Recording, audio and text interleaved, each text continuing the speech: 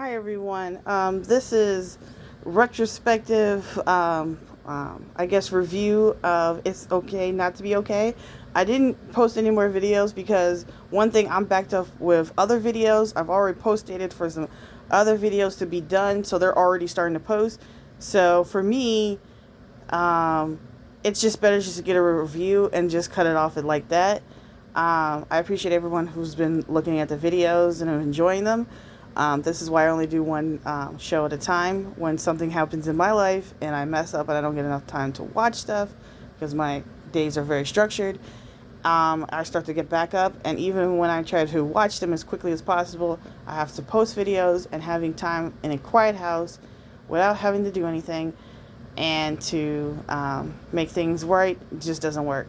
So for a review, because I'm walking and talking, ladies and gentlemen, walking and talking, um, it was a really good show. It went over mental illness correctly, which a lot of times in Korean dramas they don't, or they sensationalize it. They use correct wording. They had it where it's an open ended, where a second season will happen. But let's be honest, a lot of times second seasons either happen years afterwards, or they don't happen at all. The only time that came almost very quickly was a Vampire Prosecutor, which I'm going to review one of these days. I have to get into my schedule. Hopefully Monday I'll start posting, not just posting, but putting out more videos on a regular basis, because as of right now, anything that's being posted right now that's beyond this video and is post dated. So it's not going to get done quickly right now. The only thing I also want to say for the storylines, it was kind of sad, but I will say this: some stories like that where it's and I'm not trying to be spoilery because obviously I want you to watch the show.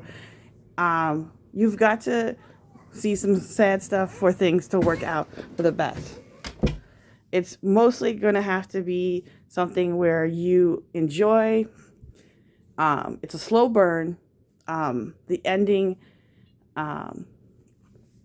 comes in the last couple episodes quickly, but then there's kind of a retrospective and a kind of a wrap up, and also an open ended, like what we're gonna all do next.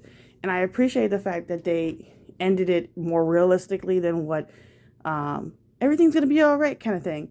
It didn't really end exactly like that. There was a level of happy endings in that sense, and it was understanding of, okay, this is great. I enjoyed the fact that the second characters are not just pining all the episodes and over people that obviously they're not going to get, and that they had all the characters were expanded upon. They're not just there. There wasn't any secondary plot lines that were just thrown off, and there a lot of the people acted really well. There wasn't anybody who I was like, ugh, why did you get hired?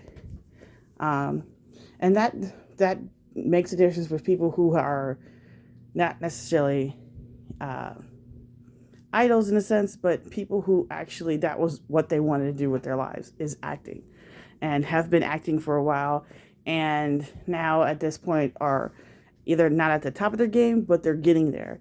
And I appreciate the fact that when you're watching characters who are supposed to be professionals, they're correct age group, and they're living normal lives.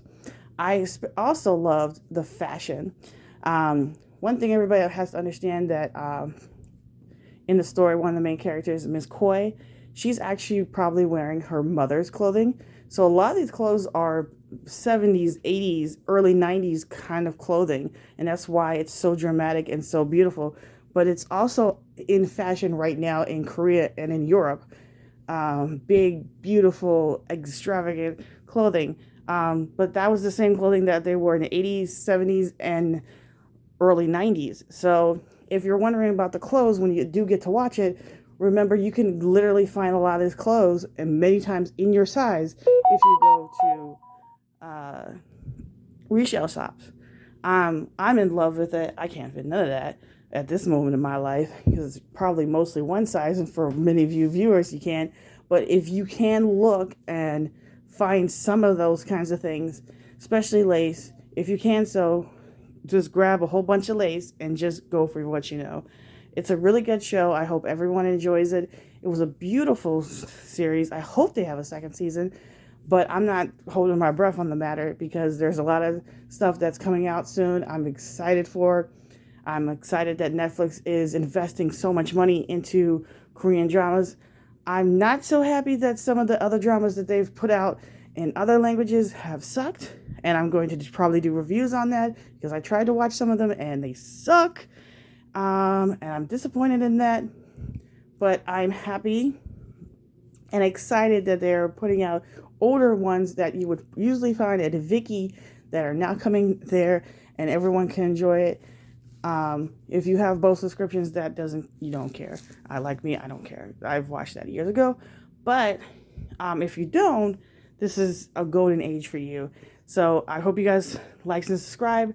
Remember, I'm doing a contest for all the stuff that I unbox. I have a big giant box.